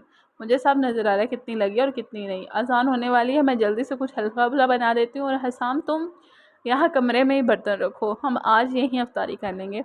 हसाम को हुक्म देती वो हमजा का गाल थपथपाकर उठ गई। अफ्तारी के बाद वो सब हमजा के पास ही बैठे चाय पी रहे थे जब साकब एकदम दिलरा की तरफ मुतवज्जो है। दिलरा, आपने अभी तक कोई जवाब नहीं दिया, मैं मुंतज़िर हूँ। साकब एकदम दिलरा से मुस्तफसर हुआ तो इसका सांस वैसे रुक सा गया। क्या आप मेरी सोजियत में आना पसंद करेंगे? एक दफ़ा फिर से अपना सवाल दोहराया। मैं आपसे शादी नहीं कर सकती। चंद लम्हे खामोशी की नज़र के बाद वो बोली, भी तो क्या वजह? वो जैसे बहुत ज़ब्त से पूछ रहा था। क्योंकि मेरा निकाह हो चुका है, मैं पहले से ही शादीशुदा हूँ। वो इन सब पर धमाका करती शर्मिंदगी से नज़रें झुका गई कि जबकि आप तीनों भाइयों की आंखों में तैरती बेयकीनी वाज़ह थी। मैं आपसे शादी नहीं कर सकती। चंद लम्हे खामोशी के बाद नज़र के वो बोली, भी तो क्या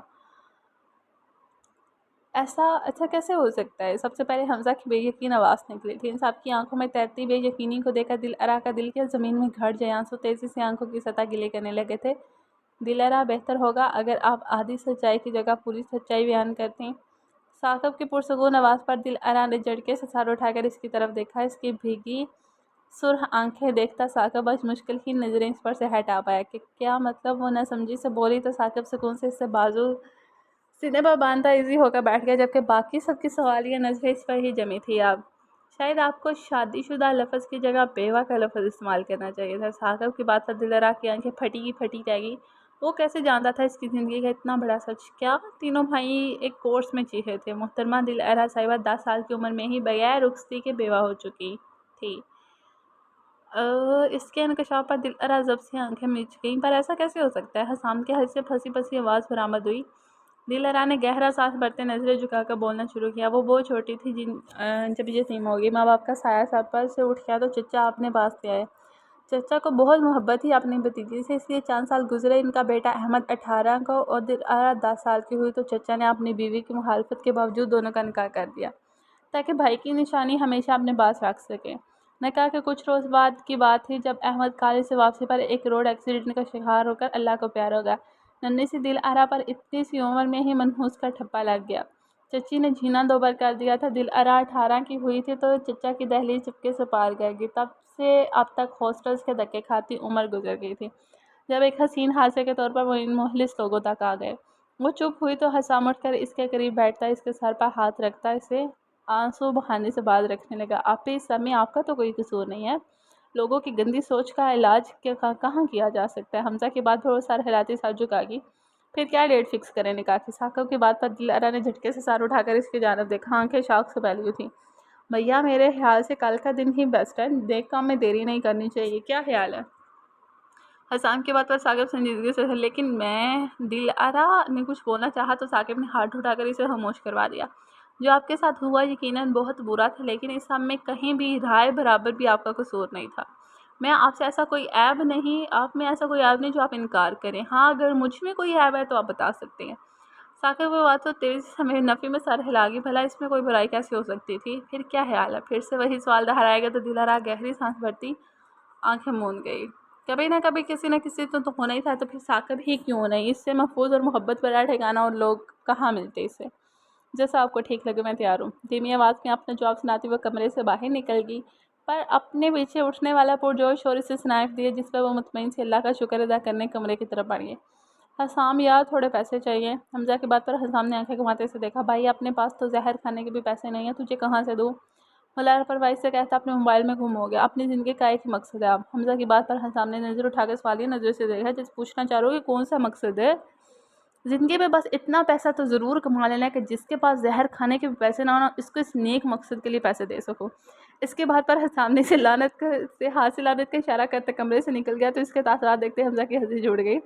रोज़े का तो पता ही नहीं चला। आज हमजा हसाम के साथ बाहर सोफे पर बैठा जमाई लेता हुआ बोला।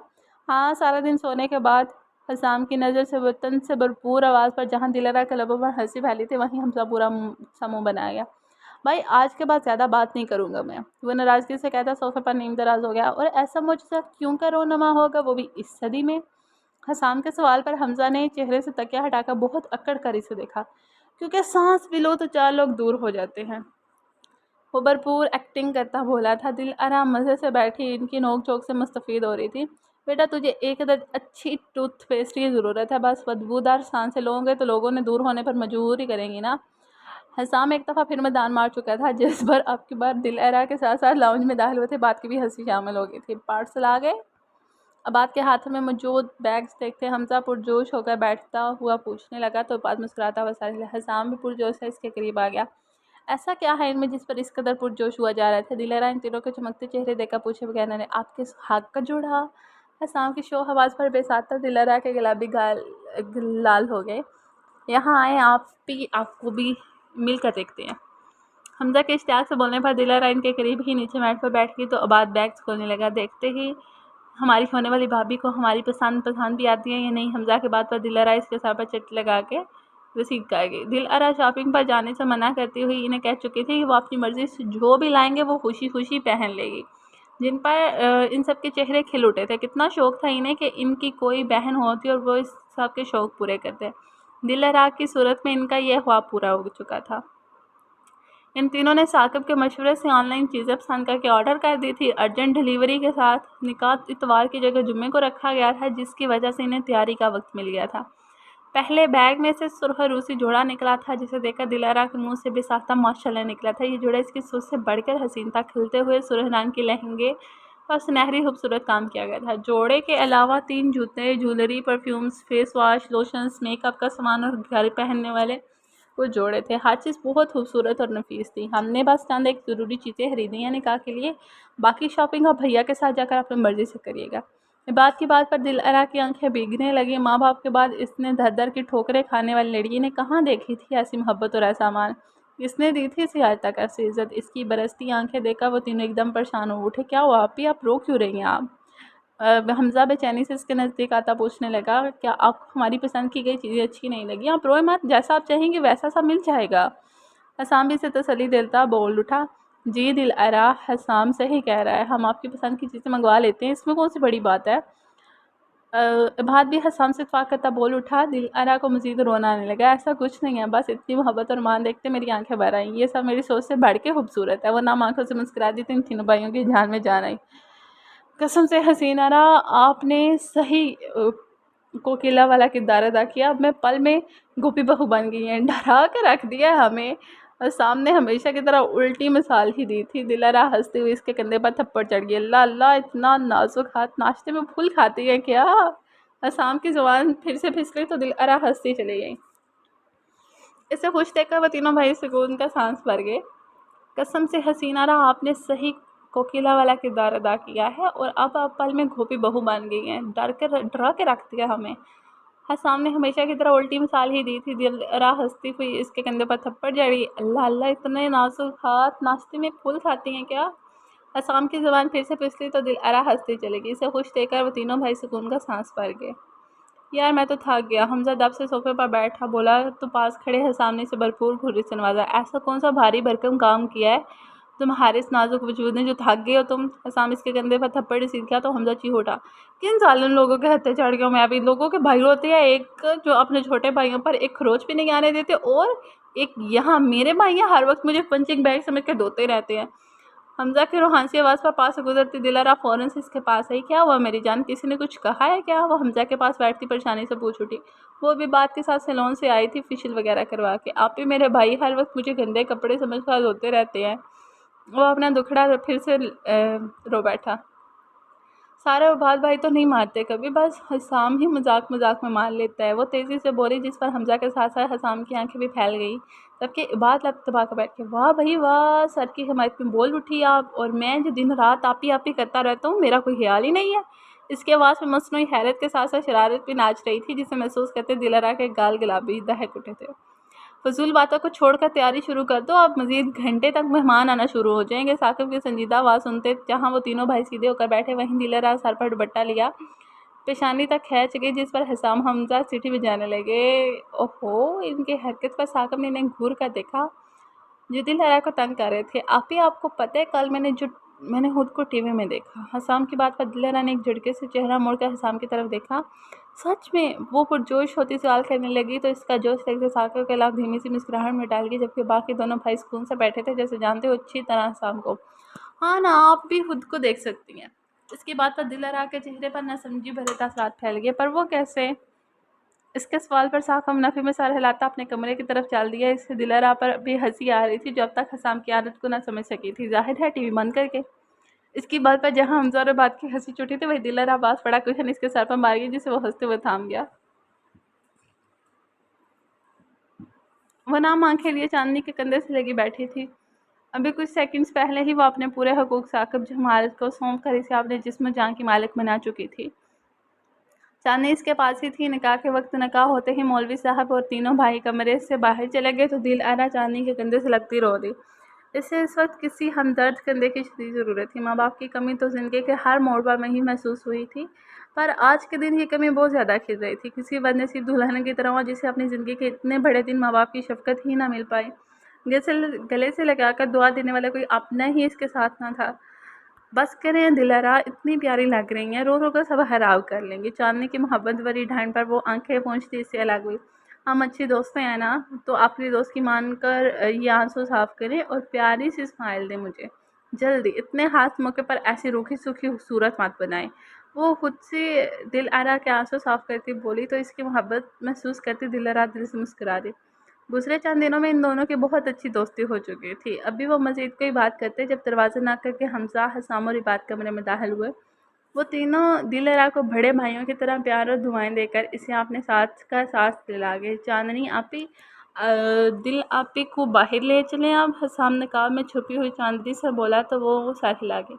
वो खुद भी बाहर जाना चाहती थी क्योंकि इबाद की नज़रें इसे परेशान कर रही थी। साकिब अपने दोस्तों के साथ बैठा इनकी शरीर बातों से महसूस हो रहा था, जबकि एकदम किसी के एहसास तक तो अपने आंखें उठा गया, और ये आंखें उठाना जैसे भारी पड़ गया था दिलो दिमाग पर। सामने ही वो हसीनाओं के हुस्न को मार देती दिलहरा इसके दिलो जहाँ पर कब्जा जमाने के लिए तैयार खड़ी थी। हाँ, इसके नाम के लाल जोड़े में बलबूस, इसी के नाम का सिंगार की इसी के दिल पर बिजलियाँ गिरा रही थी। वो एक ट्रांस की सी कैफियत में अपनी जगह से उठकर इसकी तरफ कदम उठाता, इसके आगे अपना मजबूत हाथ फैला गया। इसकी हरकत पर तालियों और सीटियों का तूफान उमड़ आया, जिस पर वो बजाय हजल होने के पूरे दिल से मुस्कुराकर सर को हम दे गया। हमजा ने दिलहरा का लरजता कामता हाथ पकड़कर साकिब के हाथ में दिया तो वो मेहंदी वाली चूड़ियों से सजे इस नाजुक हाथ पर अपनी गिरफ्त मजबूत करता इसे साथ लिए सोफे की तरफ बैठ गया, जिसे इसके भाइयों ने बहुत मेहनत से फूलों से सजाया था। इसे बिठाकर वो खुद इसके साथ बैठा तो इसके इस कदर नज़दीकी पर दिलहरा का दिल बाहर आने वाला हो गया था। इसने कहाँ महसूस किया था भला आज से पहले ऐसा अनोखा और अछूता एहसास। बारी बारी सब आकर इन्हें मुबारक और दुआ देते, इन दोनों का मुंह मीठा करवाने लगे। इसकी घबराहट महसूस करते साकिब ने फिर से इसका हाथ अपने हाथ में कैद कर लिए, जिस पर वो अपनी झुकी हुई गर्दन मज़ीद झुका गई। हमजा किचन से बाहर आ रहा था जब इसे सामने वाले घर की आमना नजर आई। इसकी शरारत की राख भड़क उठी थी। वह तेज़ी से इसकी तरफ बढ़ी। कैसी हो आमना? इसकी आवाज़ पर आमना चौंक कर इसकी तरफ देखने लगी, जो स्पेस व्हील करवास में हासा हैंडसम लग रहा था। मैं बहुत अच्छी हूँ और मज़े की बात, आज तुम भी गलती से अच्छे लग रहे हो। वो इसे ऊपर से नीचे तक देखती बोली तो हमजा फर्जी खालत चढ़ गया। हैरियत है ना, आज मुँह से अंगारे बरसाने के बजाय तारीफ़ कर रही हो, कहीं इस हैंडसम पर दिल तो नहीं आ गया? ये किस खुशफ़हमी में हो बेटा? मुझे छोटे बच्चे नहीं पसंद, मुझे मैच्योर मर्द अच्छे लगते हैं। आमना अपने बाल झटक दिए एक अदा से बोली थी। मेरे दोस्त के दादा वो सिंगल है, कहो तो बात चलाऊं? वो हंसी जब्त कहता सीरियस होकर बोला तो आमना गुस्से से सुट पड़ गई। हाथ में के इशारे से इस पर लाने भेजी वह तन फटकती वहाँ से निकली तो हमजा पीछे से हंसी जब्त कहता हसाम का ज़बरदस्त कहका पड़ा था। अगले ही पल वो दोनों भाई वहाँ खड़े पागलों की तरह हंस रहे थे। वो कमरे में दाखिल होता अपने पीछे दरवाज़ा बंद कर गया। अंदर कदम रखते ही गुलाब की मशहूर कुन खुशबू नाक के नथनों से टकराई, दिलो दिमाग पर एक खुशगवार असर छोड़ गई। नज़रें फिसलती जब सामने आती हसीन तरीन मंजर से टकराई तो रूह ताकि एक सुकून सा उतरता महसूस हुआ। सामने ही वो औरत इसके लिए हार श्रृंगार के घूंघट टोड़े बैठी थी, जिसे वो कुछ देर पहले साकिब जमाल से आपने निकाह में कबूल किया था। वो धीरे धीरे कदम उठाता इसके बिल्कुल सामने बैठ पटी। क्या अस्सलाम वालेकुम? इसके सलाम करने पर वह धीमी वसी आवाज़ में जवाब दे गई तो इसकी लजरती आवाज़ से इसकी कैफियत महसूस करते साकिब जमाल के लबों पर खूबसूरत सी मुस्कान ने छू लिया। क्या मुझे घूंघट उठाने की इजाज़त है? वो अपने मजबूत हाथ इसके बाहरी दुपट्टे के किनारे पर रखता मुस्तफसर हुआ तो वो महज सारे लागे। इसके इकरार पर साकिब ने धीरे से इसका घूंघट पलटा। माशाल्लाह, इसके चाँद से हसीन चेहरे पर नज़र पड़ते ही ये अल्फाज में साता साकिब जमाल के होठों से पिसते थे, जिन्हें सुनती दिलरा मजीद सुर पड़ी। सुरह रूसी जोड़े में सुनहरी जेवर पहने, हाथों पर साकिब के नाम की मेहंदी लगाई, वो हसीन तरीन से भी बढ़कर लग रही थी साकिब को। इसने हमेशा दिलरा को सादगी में देखा था, कहाँ सोचा था कि यूँ बन संवर कर इसका दिल बेईमान कर छोड़ेगी। दिलरा लजरती पलके झुका कर बैठी, इसकी गहरी नज़रों की तपश अपने वजूद पर महसूस करती पहलू बदल रही थी जब साकिब इसकी गोद में पड़े नाजुक हाथ अपने मजबूत हाथों में थाम गया। इसके हाथों का लम्स महसूस करती दिलरा थर्रा उठी। यूँ महसूस हो रहा है जैसे कायनात की सारी दिलकशी मेरे सामने बैठे वजूद में आई हो। वो झुककर इसके मेहंदी से सजे हाथों के पुष्प पर अपने लबों का पहला अकीदत भरा बोसा देता हो बोला तो जाने किस एहसास के साथ दिल अरा के नैन कटोरे भीग उठे। क्या आपको मेरा चुना बुरा लगा? इसकी भीगी आंखें देखते वो बेसाता पूछ उठा। नहीं, ऐसा ऐसा कुछ भी नहीं है। इसके गलतफहमी का शिकार होते देखकर वो बेसाता इसकी बात की नफ़ी कर उठी। फिर ये खूबसूरत आंखें नम क्यों हैं? वो हाथ बढ़ाता इस इंगली के पोरों से पलकों पर टिका आंसू समेट कर सवाल कर बैठा। मुझे कहाँ आज तक किसी ने ऐसी मोहब्बत दी है? एक बेबुनियाद इल्ज़ाम की वजह से मेरे नाम के साथ आपका नाम खराब हुआ, आपके एक मजमे के सामने बुरा भला कहा गया, बदकार कहा गया और नौकरी से निकाल दिया गया, मगर फिर भी आपने मुझे चाय पना दी, मेरी हिफाजत की और मुझे इतनी इज़्ज़त दी और बगैर अना को बीच में लाए मुझे अपना नाम दिया। भला कहाँ मैं इतनी इज़्ज़त की हकदार थी? वो बोलने पे आई तो अपने दिल की सारी भड़ास निकाल उठी। साकिब आगे को खिसकता इसे नरमी से अपने हिसार में कैद कर गया। जब आप बेकसूर थीं तो मैं कौन होता था आपको कसूरवार ठहराने वाला? वो नरमी से इसकी आंखें मूंछता इसका सार अपने कंधे से लगा गया। मैं कुछ बातें करना चाहता हूँ। सबसे पहले मैं ये नहीं कहूँगा कि माँ या बड़ी बहन बनकर मेरे भाइयों का ख्याल रखिएगा। इस घर को अच्छे से संभालिएगा, क्योंकि मैं जानता हूँ मुझे ये सब कहने की तो दूर सोचने की भी ज़रूरत नहीं, क्योंकि मुकाबिल आप हैं। देखें दिल, आप एक माँ से इस घर में रह रही हैं, आपको अच्छे से अंदाज़ा हो गया होगा हमारी माली हालत का भी। मैं आपसे बड़े बड़े दावे नहीं करूँगा, मगर इतना ज़रूर कहूँगा कि हमेशा अपनी बसात से बढ़कर आपका ख्याल रखूँगा, आपको किसी चीज़ की कमी नहीं आने दूँगा। बस हमेशा मेरे साथ मुखलिस और बावफा रहे ना आप। वो नरमी से अपने जज्बात की अक्कासी करता झुककर इसकी पेशानी को अपने लंच से मुतबर कर गया। मर्द वो नहीं होता जो पैसे वाला हो, बल्कि मर्द वो होता है जिसके साथ एक गैर महरम औरत वक्त आने पर खुद को महफूज समझ सके। आपने मुझे तब पनाह और इज़्ज़त दी जब मैं आपकी कुछ भी नहीं लगती थी, और जब मैं आपकी बीवी मान चुकी हूँ तो आप मेरी खातिर क्या न कर गुजरेंगे। वो मोहब्बत से कहती अपना चेहरा इसके सीने में छुपा गई तो साकिब जमाल भरपूर तरीके से मुस्कुरा दिया। फिर मैं ये पूछना चाहूँगा कि क्या आपको हमारे रिश्ते के समझने के लिए वक्त चाहिए, या हमें आज के इस ख़ास दिन की ख़ास रात अपने ख़ास रिश्ते की शुरुआत करते हुए अपने रिश्ते को मजबूत कर देना चाहिए? वो दिल आरा के थोड़ी के नीचे अपनी उंगली रखते इसका चेहरा उठाकर अपने मुकाबल करता बोला तो इसके बेबाक अंदाज और अल्फाज पर दिल आरा का रंग लिबास की तरह ही सुर पड़ गया। वो झट से अपना अनारी चेहरा इसके सीने में छुपाती इससे इकरार सौंप गई तो साकिब सरशार होता इसे सख्ती से खुद में बीच गया। इसे यकीन था कि आने वाली सुबह बहुत रोशन होने वाली थी। वो सारा हाथों में दिए बेबस सा बैठा था। चांदनी का चेहरा बार बार आंखों के सामने आता इसे मजीद बेचैन कर रहा था। आखिर ये सब क्या था, क्या सोचा था और क्या हो गया। हैरियत है भैया, रातों को जाग रहे हैं, दाल में कुछ काला है, बल्कि पूरी की पूरी दाल ही काली लग रही है। हसाम इसके साथ आकर बैठता, इसके कंधे पर हाथ रखते शरारत से बोल उठा, जाग तो अब तक तुम भी रहे हो, अपने बारे में क्या ख्याल है। फिर बात उल्टा से सवाल कर उठा, भाई हम तो भूख से उठे थे, आपकी तरह मजनू बनकर यहाँ सर में हाथ दिए नहीं बैठे थे। मैं भला कहाँ मुमकिन था कि हसाम किसी को माफ़ी दे देता। बहुत उलझन का शिकार हो हसाम, दुआ करो मेरी ये उलझन सुलझ जाए। वो बेसाता ही कह उठा तो हसाम भी सीरियस होकर बैठा, क्या बात है भैया, सब ठीक तो है ना, कहीं मेरी होने वाली भाभी से तो नहीं लड़ाई होगी। वो हार में फिर से शरारत कर बैठा, ऐसा कुछ नहीं है, बस थोड़ी सी उलझन है। इस बात पर हसाम गहरी नज़र इसके परेशान से चेहरे पर डाल गया। चले उठकर सो जाएं, थक गए हो गया, अल्लाह पाक सब ठीक कर देगा। वो इसका कंधा थपथपा कर उठ गया तो इबाद भी इसकी फ़िक्र पर सच्चे दिल से मुस्कुराता, सब कुछ अल्लाह पर छोड़ता उठकर कमरे की तरफ बढ़ गया, क्योंकि रात वाकई गहरी हो गई थी। फूलों का तारों का सबका कहना है, एक हज़ारों में मेरी बहना है, सारी उम्र हम संग रहना है। जैसे ही दिल आरा आकब के साथ ड्राइंग रूम में दाखिल हुई, वो तीनों भाई एक साथ पूरे जोश से गाने लगे। दिलरा का चेहरा खुशी से रोशन हो उठा। तीनों भाइयों ने नई नई शादीशुदा जोड़े के नाश्ते का इंतज़ाम ड्राइंग रूम में किया था। अब्बास आकब को रात ही मैसेज करके बता चुका था, देख ले हसीनारा, दिल पर पत्थर आकर आज आपको बहन बोल ही दिया, वरना खुदा गवाह है आज तक हसाम ने किसी हसीन लड़की को बहन नहीं बनाया। हसाम दिल अरा को देखकर अपने नदीदा आंसू पोंछता बोला तो जहाँ दिल अरा खिलखिलाकर हंसती, वहीं साकब हंसा के गर्दन पर थप्पड़ लगा गया। ये बड़े बहन भाई हमेशा से इतने सड़े क्यों होते हैं, हर वक्त रोब में ही रहते हैं। वो अपनी गर्द से हिलाता मुँह बनाकर बोल उठा, हाँ क्योंकि हम इन बच्चों के माँ बाप बन जाते हैं जिन्हें हमने पैदा भी नहीं किया होता, इतना गुस्सा तो बनता है। फिर साकब कंधे उचका कर बोलता, दिलरा का हाथ थाम गया, आगे बढ़ता इसे अपने साथ बैठा गया, जबकि साकब की बात पर सबकी हंसी बेसात आती। शहरी में काम वक्त था, इसलिए सब चुपचाप सहरी करने लगे।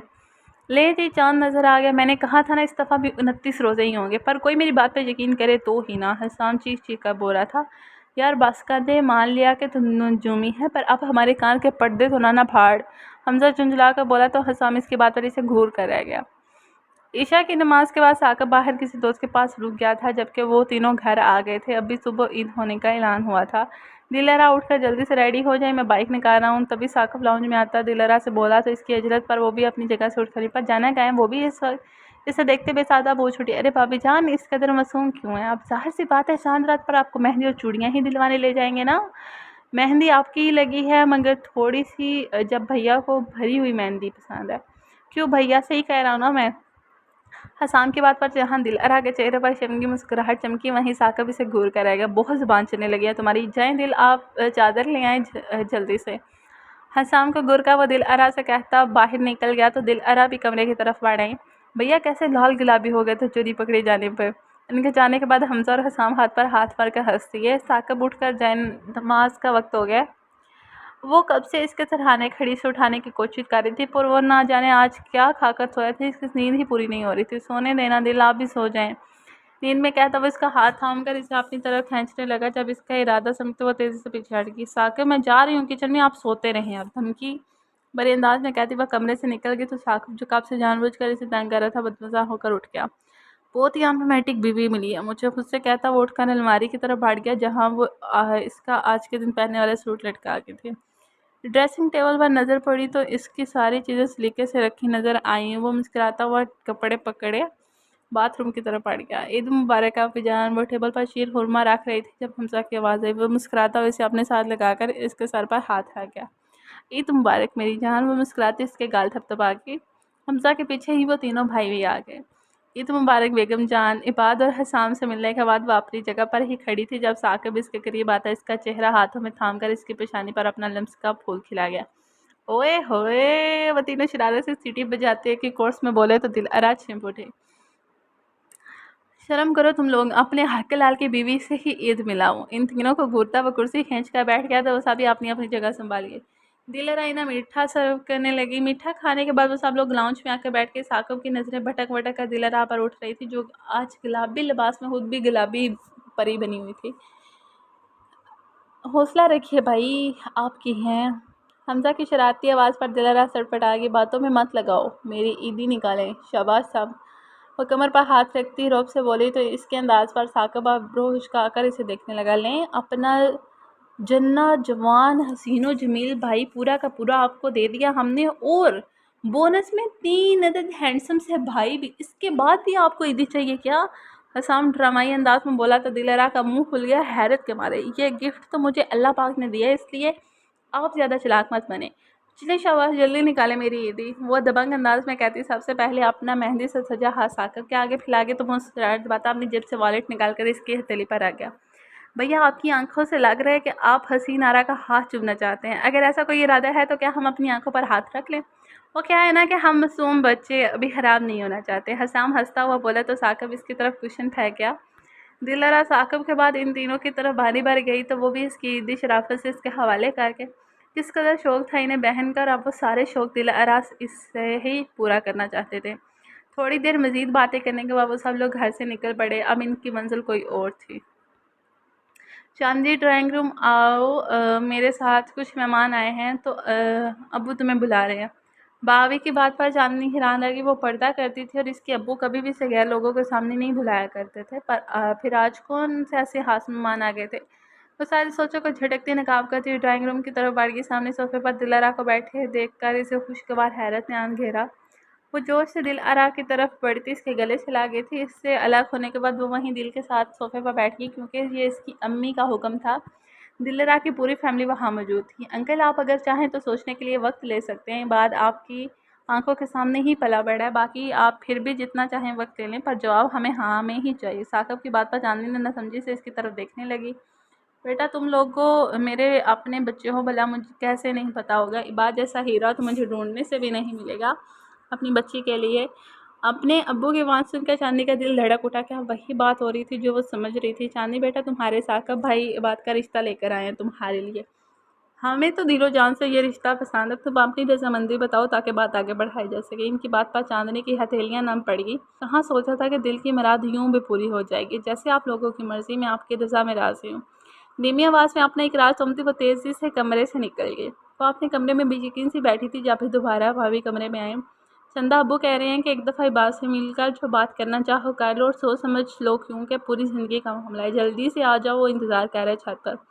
भाभी कहती चल दी, पर वो घबरा उठी। अकेले में क्या बात करेगी भला वो? आखिरकार हिम्मत करके उठती वो छत की तरफ चल दी। सामने ही वो मंदिर के पास खड़ा सफ़ेद शलवार कमीज में दराज का दौर वजी सा इबाद जमाल। हाँ,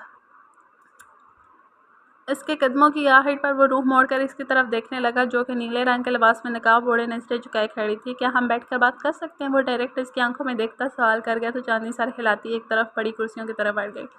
वो दोनों अब आमने सामने कुर्सियों पर बैठे कई लम्हे यूं ही खामोशी के नजर हो गए। क्या आप मुझसे कुछ पूछना चाहती हैं? बात के सवाल पर वो सर हिलाएगी। मैं जानती हूँ कि आप मुझे सरसरी सा ही से मगर नकाब के बगैर देख चुके हैं। आप खुद इतने खूबसूरत हैं तो शादी के लिए आपका इंतखाब एक आम सी शक्ल सूरत वाली लड़की ही क्यों उठाई रही? इसके सवाल पर इबाद सर झुका के मुस्कुरा दिया। सच बताऊं तो पहले मुझे भी यही लगता था।